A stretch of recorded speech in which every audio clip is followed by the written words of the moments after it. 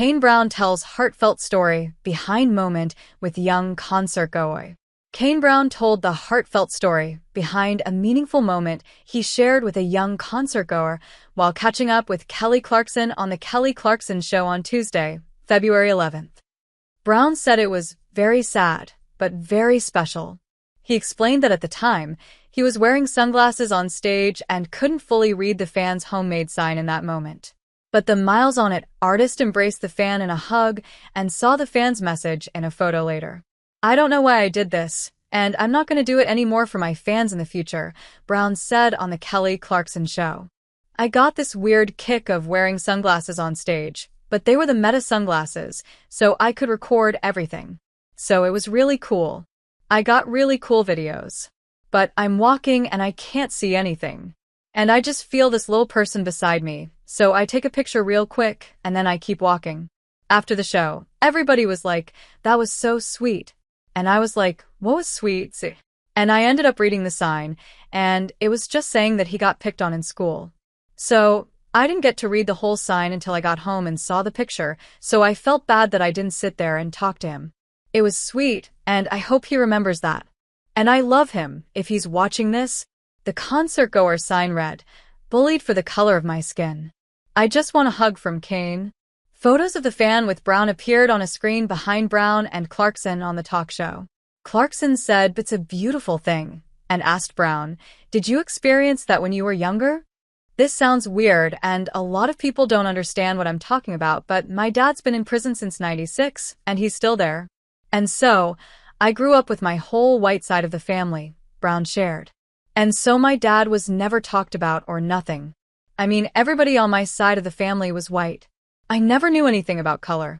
My black friends, I remember, I just thought you hung out in the sun longer than I did.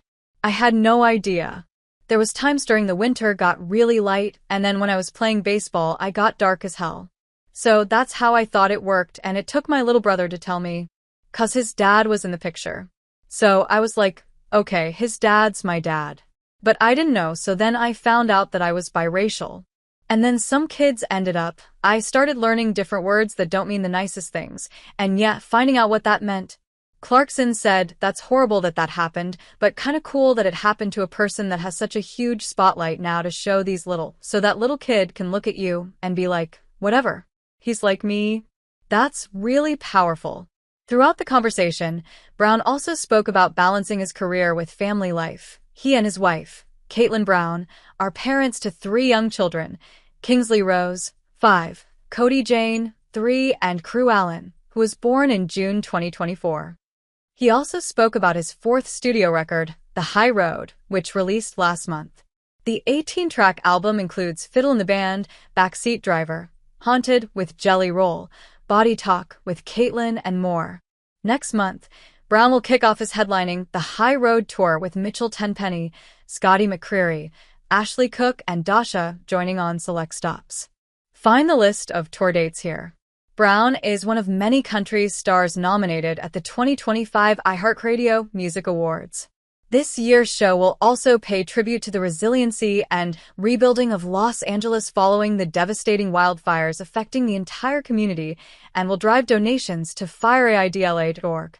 Contributions made to FireAid will be distributed under the advisement of the Annenberg Foundation for short-term relief efforts and long-term initiatives to prevent future fire disasters.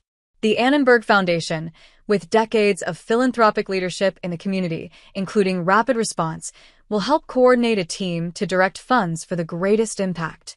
Once again, iHeartRadio is giving fans the opportunity to decide winners in several new and established categories.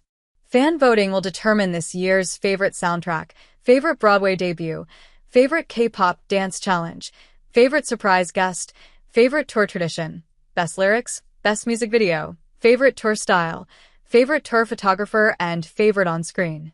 Social voting begins January 22nd and will close on March 10th at 11:59 p.m. Pacific Time for all categories. Fans can vote by visiting iHeartRadio.com/awards.